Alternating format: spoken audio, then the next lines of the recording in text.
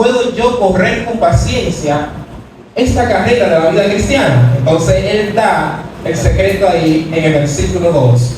Puesto los ojos en Jesús, el autor y consumador de la fe. Gloria a Dios.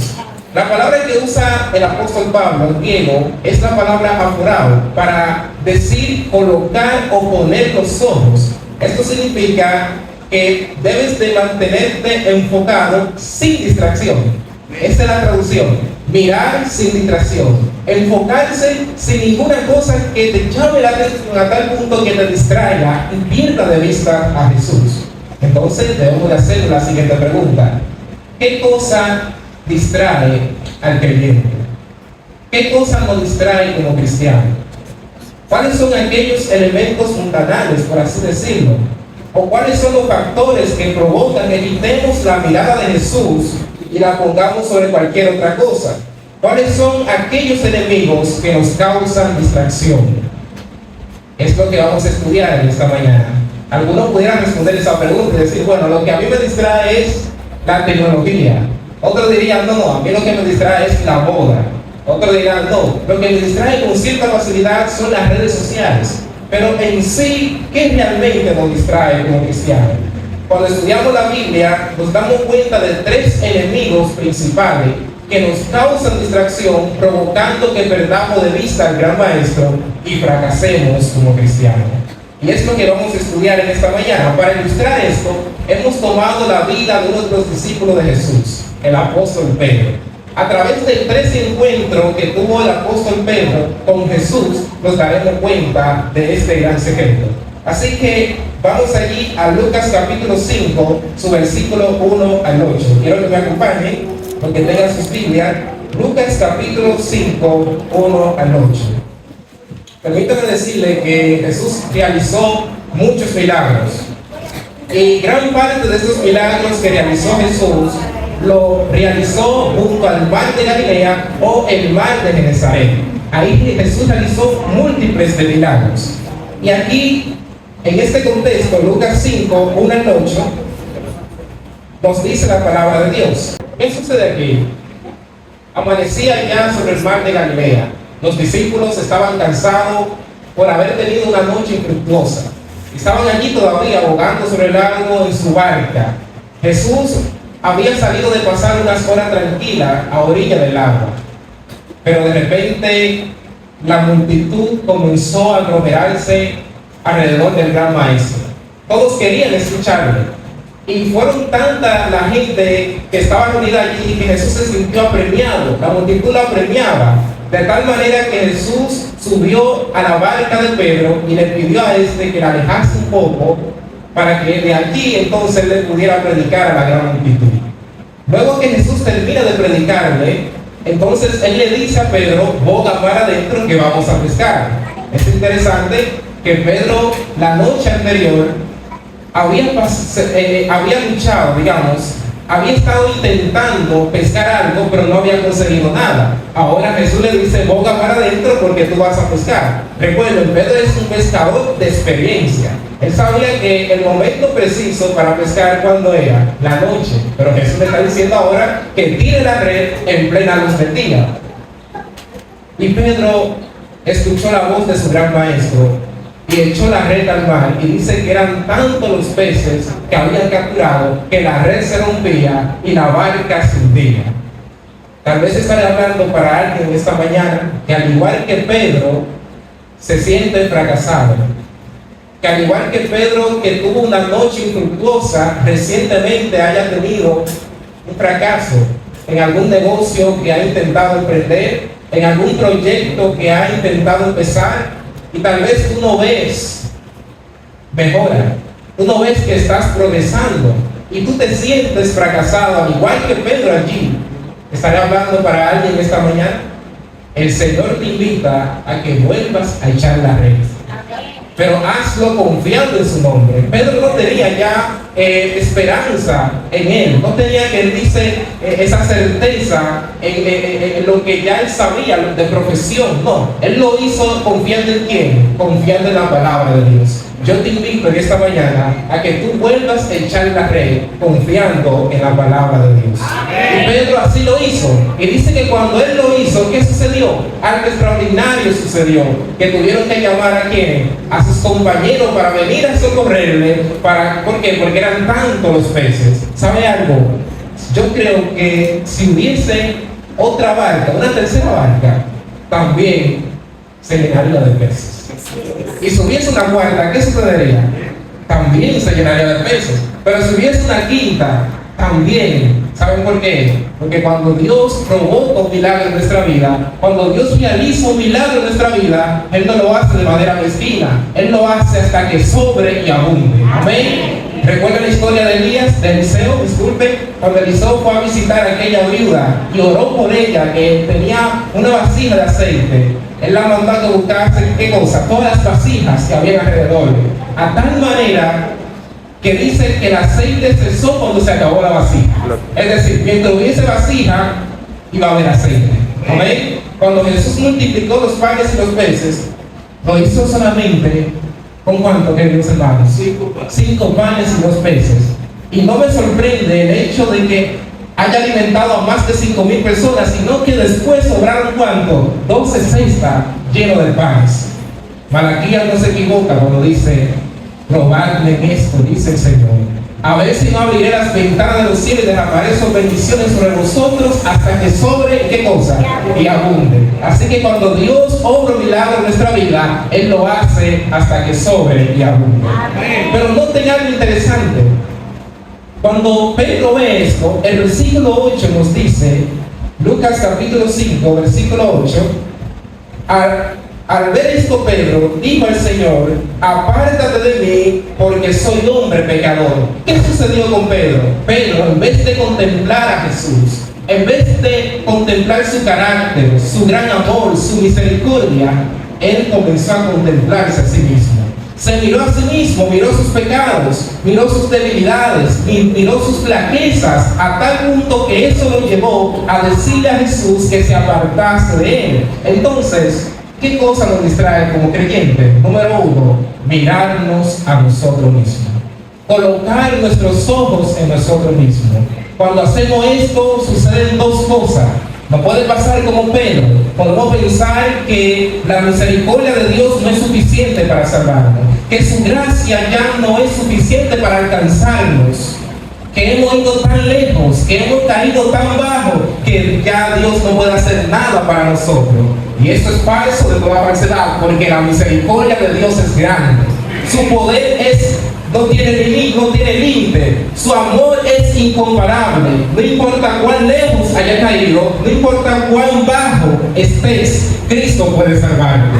Él puede restaurarte y Él puede prepararte para su pronta venida. Cuando Pedro dice eso, el Señor le dice: desde ahora serás ¿qué cosa? Pescador de hombres. Pero también no puede pasar todo lo contrario. ¿Recuerdan la parábola del fariseo y el publicano? Cuando 2 hombres fueron al templo a orar, ¿qué sucedió? Uno de ellos, el fariseo, dice la Biblia, mirándose a sí mismo, dijo: gracias, Señor, porque yo no soy como este, no soy como aquel, hago esto, hago aquello. ¿Qué sucedía con el fariseo? También se miró a sí mismo y llegó a pensar que sus obras eran suficientes para salvarle, que lo que él hacía le daba crédito para merecer la salvación. Sin embargo, se olvidaba que nuestra justicia es como trapo de inmundicia. Así que, en conclusión, número 1, no te mires a ti mismo. Coloca tus ojos únicamente en Cristo Jesús. Porque cuando te miras a ti mismo, si no te pasa como Pedro, te puede pasar como el fariseo. Así que lo primero que distrae al creyente, queridos hermanos, es cuando colocamos nuestros ojos, nuestro enfoque en nosotros mismos.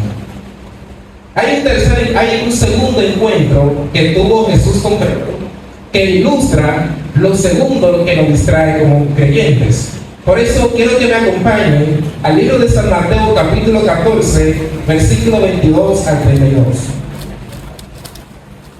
Mateo, capítulo 14, versículos 22 al 32. Les cuento qué era lo que sucedía acá. Jesús recientemente había hecho el milagro de la multiplicación de los panes y los peces. Le habían pedido a los discípulos que se adelantaran, que se fueran a la otra ribera mientras él despedía a la multitud. Llama la atención que luego entonces ellos se van y Jesús sube al monte a orar, pero cuando ellos están en el mar, en la alta mar, ya estaba oscuro y ya era la cuarta vigilia. Dice que se despertó una gran tempestad. Los vientos eran contrarios, las olas se alzaban de tal manera que querían hundir la embarcación y estaban allí los discípulos luchando por su vida. Tenían miedo, pero a la cuarta vigilia, recuerden eso, la cuarta vigilia se refiere de la hora de 3 a 6 de la mañana. Dice que hubo un ser que fue hacia ellos caminando sobre las aguas. Cuando ellos ven a ese ser extraordinario, lo primero que se le ocurre a los discípulos es que es un fantasma. Así que ellos gritan: un fantasma. Jesús le dice: tened ánimo, yo soy, no tengan miedo. Pedro entonces dice: Señor, ¿eres tú? Si eres tú, permíteme que yo vaya hacia ti caminando sobre las aguas. Y algo extraordinario sucedió porque Jesús le dice: ven, y Pedro comienza a caminar sobre las aguas dirigiéndose hacia Jesús. Eso es algo extraordinario, queridos hermanos. Elías había orado para que durante 3 años no lloviera y así sucedió. Moisés, por el poder de Dios, abrió el mar rojo y lo mismo hizo Josué para que el pueblo entrara a la tierra prometida. Los 3 jóvenes hebreos caminaron en el horno del fuego, con un fuego ardiendo, y dice que ni siquiera su ropa olía a humo. Pero nadie en la antigüedad había caminado sobre las aguas. Nadie. Solamente Pedro. ¿Qué quiere decir esto? Tú puedes caminar sobre el mar de tus tormentas si te mantienes mirando a Jesús.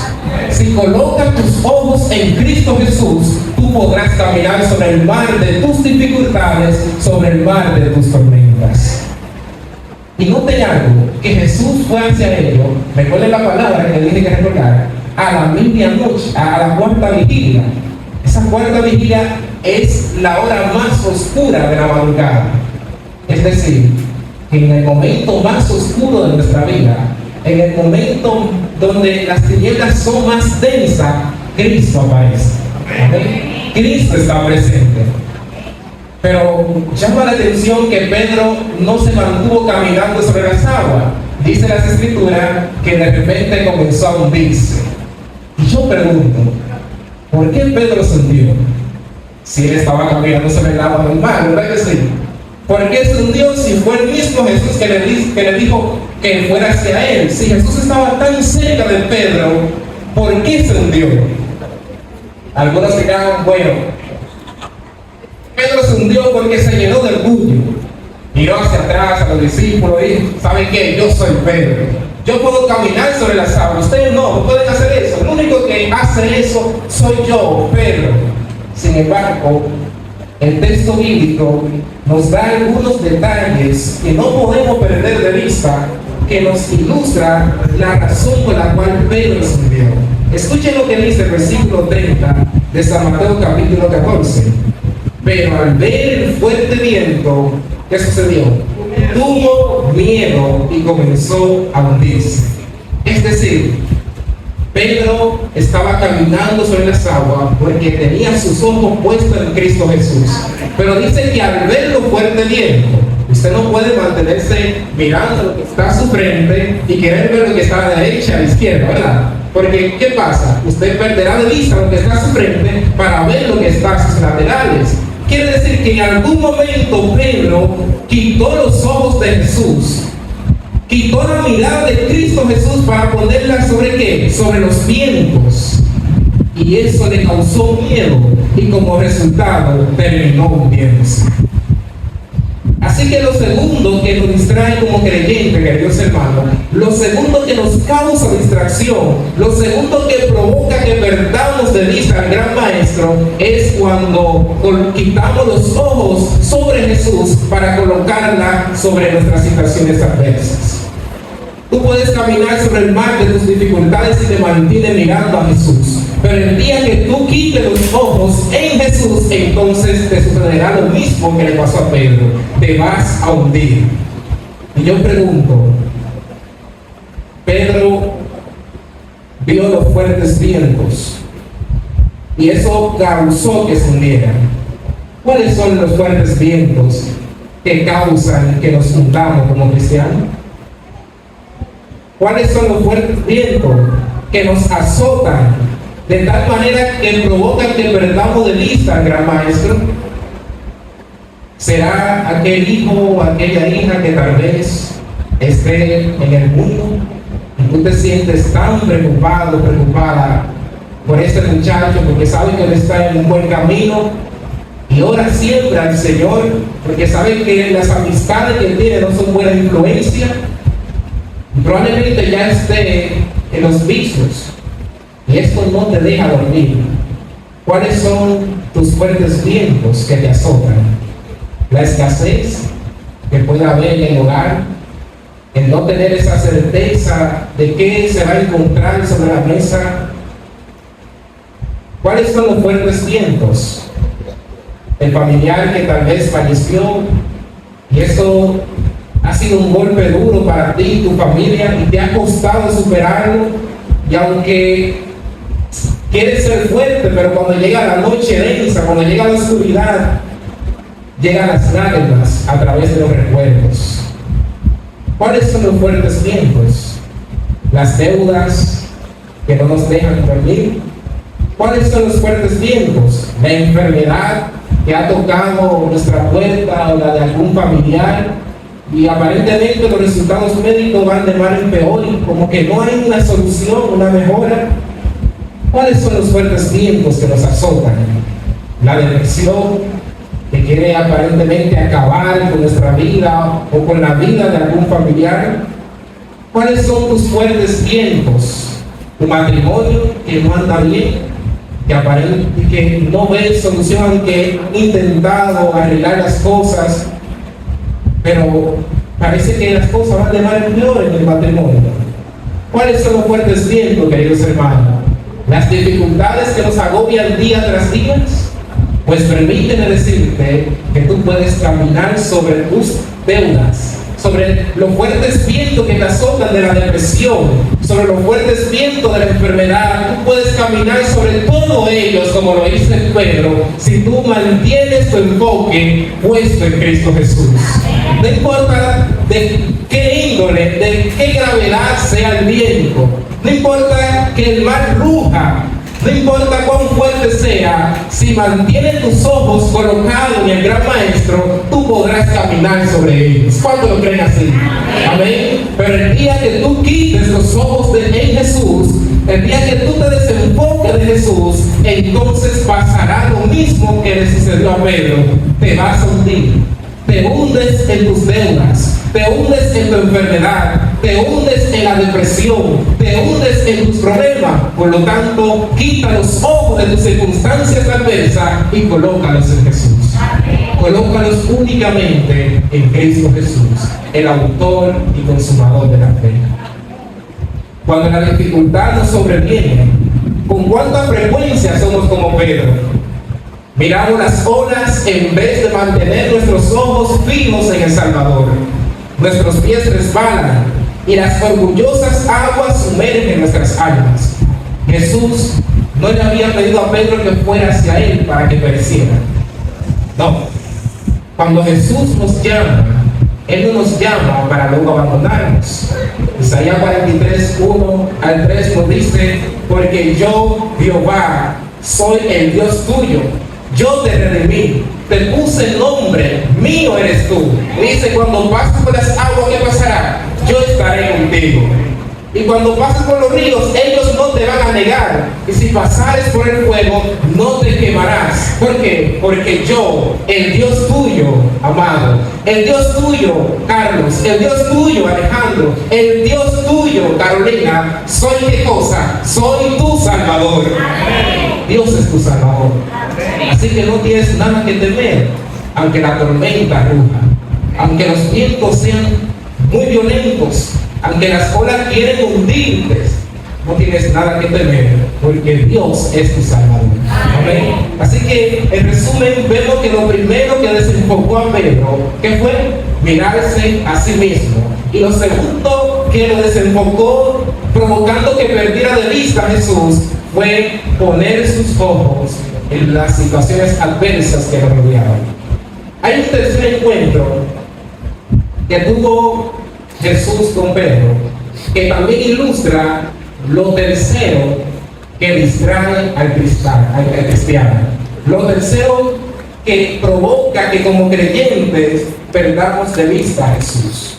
Para esto necesitamos ir al libro de Juan capítulo 21, sus versículos 20 al 22. El capítulo 21 de Juan es un capítulo muy hermoso. Yo le invito a que puedan leerlo cuando estén en sus hogares. En este capítulo, en este contexto, ya Jesús había sido crucificado y también había resucitado al tercer día. Por dos ocasiones se le había aparecido a los discípulos y a algunas de las mujeres que siempre estaban con ellos. Y Jesús entonces decidió ir a encontrarse con sus discípulos porque ellos habían regresado a su antigua tarea, a la pesca. Un día Pedro le dice a sus discípulos, a los discípulos que estaban con él, voy a pescar, y ellos dicen, vamos contigo, y así sucedió. Pedro, noten algo, cuando Pedro va allá sucede lo mismo que sucede en el capítulo 5 de Lucas. Hay una conexión entre el capítulo 21 de Juan y el capítulo 5 de Lucas, porque precisamente ellos van, intentan pescar y pasan toda la noche y no pescan nada. Jesús entonces va hacia ellos y le dice, hijitos, ¿tenéis algo de comer? Le dicen no. Entonces Jesús le dice, vuelvan a echar la red a la derecha. Ellos lo hacen. Y un milagro sucedió. Dice que eran tantos los peces que habían capturado que la red se rompía. Juan reconoció que era Jesús y le dice a Pedro, es el Señor. Cuando Pedro escucha eso, entonces él se tira al mar y va hacia donde está Jesús. Pero cuando ya llega, algo, por así decirlo, misterioso como sucedió, porque ya Jesús estaba ahí sentado, había algunas brasas que estaban juntadas, ya había fuego y un pez que se estaba cocinando, y le invitó a que ellos pudieran sentarse y que comieran. Y allí estaban ellos. Nadie se atrevía a preguntarle quién eres. Todos estaban como tímidos así, en silencio. Y tal vez el que guardaba más silencio era Pedro. ¿Saben por qué? Porque Pedro anteriormente había negado al Señor 3 veces. Y por lo tanto Pedro está pensando que Jesús lo va a reprochar, que Jesús le va a recordar su pasado, que Jesús le va a decir, oye Pedro, qué malo fuiste, me dejaste solo cuando yo más te necesitaba. Y está en silencio así. Y entonces es ahí que Jesús le hace la pregunta famosa que todos conocemos a Pedro: Simón, hijo de Jonás, ¿me amas más que estos? Pedro le dice, Señor, ¿sabes que te amo? Sí. No me está entendiendo, Pedro. Le vuelve a hacer la pregunta, ¿me amas? Y se lo hace por tercera vez, hasta que Pedro entonces entiende lo que Jesús quiere decir y le dice, Señor, tú todo lo sabes, tú sabes que te amo. Es decir, yo sé que he fallado, yo sé que te negué 3 veces, sé mis debilidades, pero tú sabes que yo anhelo estar contigo. Tú sabes que mi deseo es estar junto a ti. Entonces, Jesús le dice, sígueme. Y cuando le dice, sígueme, me llama la atención que él allí, cuando se para y lo comienza a seguir, dice que él se voltea, miró hacia atrás y vio que alguien le seguía. Acompáñenme para que lo leamos de manera textual y así entonces podamos captar de manera mucho más clara el mensaje. San Juan capítulo 21, versículo 20 al 22. Volviéndose Pedro, vio que lo seguía el discípulo a quien amaba Jesús, el mismo que en la cena se había recostado al lado de él y le había dicho, Señor, ¿quién es el que te va a entregar? Cuando Pedro lo vio, dijo a Jesús, Señor, ¿y qué es de él? ¿Y qué de este? Es decir, ¿por qué este nos está siguiendo? ¿Qué hay de este hombre? Entonces, dice el verso Jesús le dijo: si quiero que él quede hasta que yo vuelva, ¿qué a ti? Sígueme tú. Era el momento cuando Pedro debía concentrarse, debía estar a solas con Jesús. Jesús le dijo: sígueme. Y probablemente Jesús le puso las manos sobre sus hombros y comenzó a caminar con él. Y le comenzó a recordar los momentos hermosos que pasaron. Oye, Pedro, ¿recuerda cuando yo cambié tu nombre? ¿Recuerda cuando hice tal milagro? ¿Recuerdas cuando en el momento que tú le cortaste la oreja a uno de los centuriones romanos, cómo yo lo curé? Y comenzó tal vez a recordar de todo eso. ¿Saben qué? Jesús no había ido a tener ese encuentro con Pedro para juzgarlo. Él no había ido para recordarle su pasado. Él no había ido para reprocharlo. Jesús había ido a ese encuentro con Pedro porque era necesario que él perfeccionara la obra que había empezado en Pedro. Era necesario que él restaurara a Pedro. Era necesario que él llevara esa esperanza, esa paz de perdón en el corazón de Pedro, para que Pedro entonces pudiera ser aquel hombre que predicó en el Pentecostés y 3,000 almas fueron bautizadas. Eso es lo que hace Dios con cada uno de sus hijos. El Señor no ha descendido en esta mañana aquí en esta iglesia Camarillo para juzgarte. Él no ha venido para recordarte tu pasado. Él no ha venido para decirte lo pecador que eres, sin importar cuántas veces le hayas fallado. Él ha venido para tener un encuentro contigo. Él ha venido para restaurarte. Él ha venido para hacerte este hombre o esta mujer conforme a su ideal. ¿Cuándo lo creen así? Amén. Y cuando Pedro no está allí con Jesús, que debería de estar concentrado, colocando su pensamiento en el Señor, era un momento especial, porque al único que Jesús le dice sígueme es a él. Entonces Pedro dice esto, se volteó hacia atrás y miró a aquel que lo seguía, a Juan, y entonces le dice: Señor, ¿y quién es este? Y Pedro está esperando que Jesús le diga a Juan: oye Juan, eso no es una reunión de niños, así que devuélvete. Eso es lo que estaba esperando Pedro, que Jesús le diga: oye Juan, ¿por qué nos estás siguiendo? Yo estoy hablando con Pedro solamente, ¿por qué tú tienes que estar ahí en el metiche? ¿Verdad? Sin embargo, escuche la respuesta de Jesús: si yo quiero que él quede hasta el fin, esto a ti no te importa, dominicanamente hablando. Tú no tienes nada que ver con esto, sígueme tú. ¿Qué cosa entonces fue lo que distrajo a Pedro por tercera vez? Colocar sus ojos, mirar a otros. Y eso es lo que nos distrae como creyentes, queridos hermanos. Cuando colocamos nuestros ojos en otros, cuando ponemos nuestras miradas en otra persona. Qué triste es esto. ¿Cuántas personas han dejado de seguir a Jesús para colocar sus ojos en el pastor? ¿Cuántas personas han dejado de seguir a Jesús para poner su mirada en el primer anciano? ¿Cuánto han dejado de seguir a Jesús para poner sus ojos sobre algún artista célebre, famoso? Y tristemente fracasan. Lamentablemente fracasan. Y quiero terminar haciendo esa ilustración de aquella señora que llega a la iglesia muy temprano de mañana. Y entonces, cuando llega ya son las 9 en punto, y todavía la iglesia no estaba abierta. Y después de 5 minutos llega el diácono ahí cansado, corriendo, y abre la iglesia.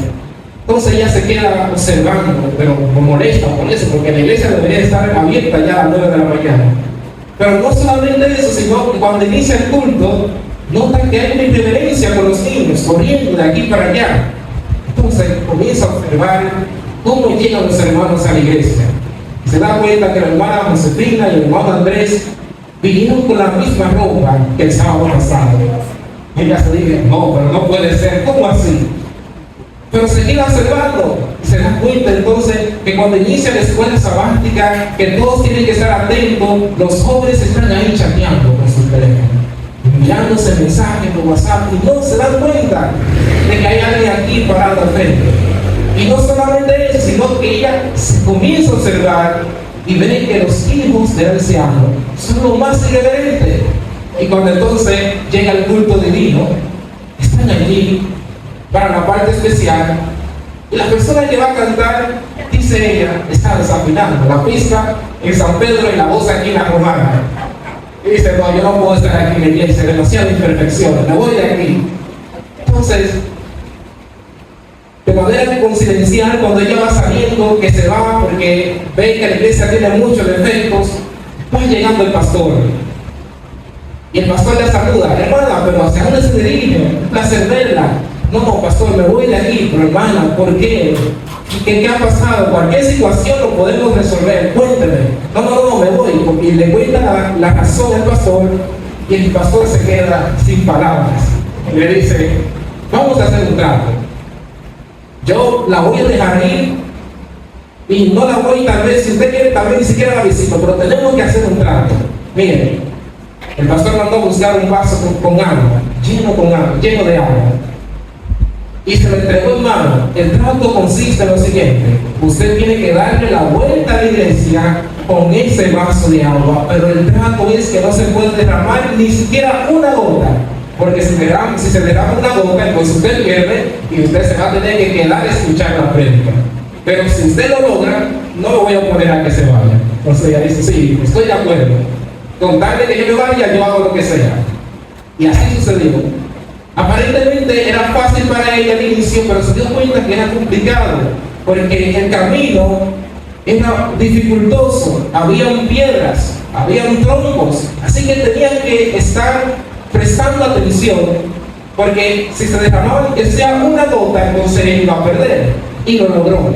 Cuando llega al frente, que le da la vuelta a la iglesia, entonces le dice al pastor, aquí está, tal como usted le entregó el vaso con agua, ahí está, ni una gota se derramó. Entonces el pastor la felicita, muy bien. Y le dice, hermano, pero usted se dio cuenta que cuando usted iba aquí pasando al frente, el hermano Andrés volvió con la misma corbata y el mismo zapato que estaba en el sábado pasado. Y dice, no, pastor, yo no vi eso. ¿Cómo que no? Ok, pero cuando usted le estaba dando la vuelta de la iglesia, se dio cuenta que otra vez volvieron a cantar una parte especial y esa vez fue la otra hermana de la iglesia y también estaba desafinando. No, tampoco escuché eso. Pero ¿cómo que no?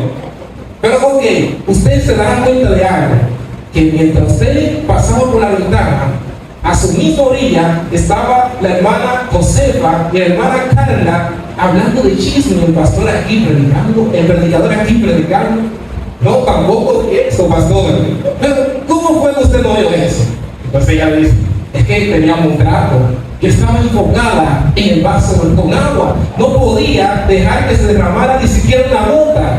Por eso yo no pude tener tiempo ni espacio para ni siquiera ver lo que estaba pasando en la iglesia y ni siquiera escuchar. Y si escuché, lo pasé por alto. Entonces el pastor le dice, ¿sabe qué, hermano?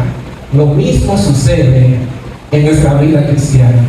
Cuando tus ojos estén solamente concentrados en Cristo Jesús, no habrá tiempo para ver los defectos de la iglesia. No habrá tiempo para ver el hermano que llegue mal vestido. No habrá tiempo para ver la irreverencia que hay en la iglesia, porque la iglesia tiene un capitán que es Cristo Jesús y Él lo va a llevar a un puerto seguro. ¿Cuánto lo creen así?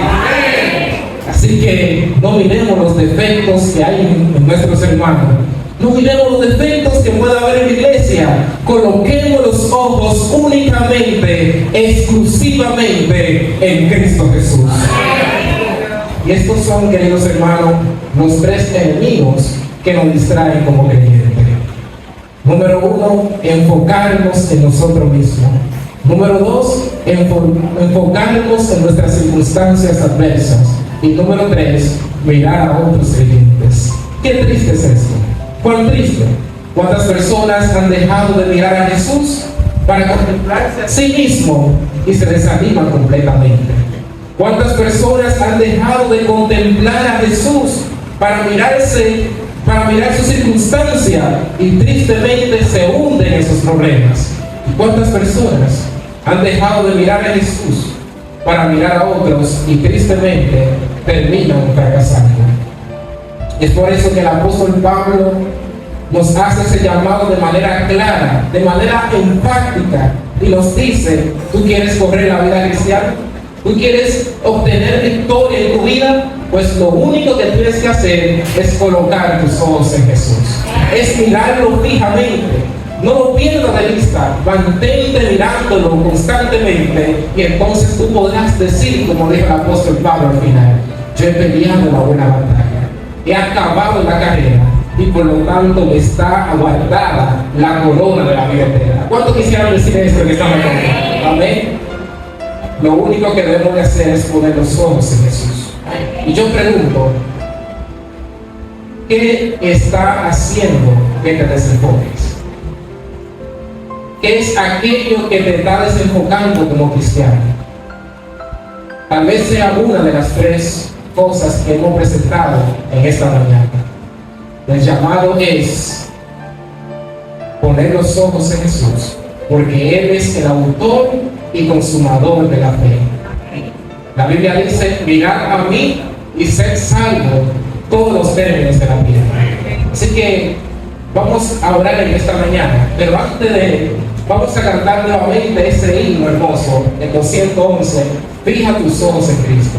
Si en esta mañana tú te sientes, ya sea como Pedro, se siente desenfocado, y quiere decirle: Señor, durante tiempo yo he estado desenfocado, yo quiero en esta mañana colocar nuevamente mis ojos únicamente en ti. Mientras cantemos ese himno, yo te invito a que puedas pasar aquí al frente y así finalizar con una oración especial. Fija tus ojos en Cristo. Entonces, gloria a Dios. Y lo terrenal sin valor sea a la luz del glorioso Señor. ¿Has perdido de vista a Jesús en algún momento? ¿Quieres colocar tus ojos únicamente en Él? ¿Quieres mantener tu enfoque únicamente en el Salvador? Y cuando venga la tempestad, todavía mantener ese enfoque en Jesús, y que tus problemas no te desenfoquen. Pues yo te invito a que si ese es tu deseo, puedas pasar aquí al frente. Y entonces vamos a tener una oración especial para pedirle al Señor que nos ayude a colocar nuestros ojos únicamente en Él. ¿Cuánto quisieran decir esto en esta mañana? Amén. Hablábamos al principio de lo que es el Salón de la Fama de la Fe, ¿verdad? Y ese es el lugar donde todos queremos estar. La Cooperstown de la MLB es muy famosa. Allí están jugadores extraordinarios, ¿verdad que sí? Pedro Martínez. Sin embargo, el mayor Salón de la Fama es poder estar en aquella lista del capítulo 11 de Hebreos. Porque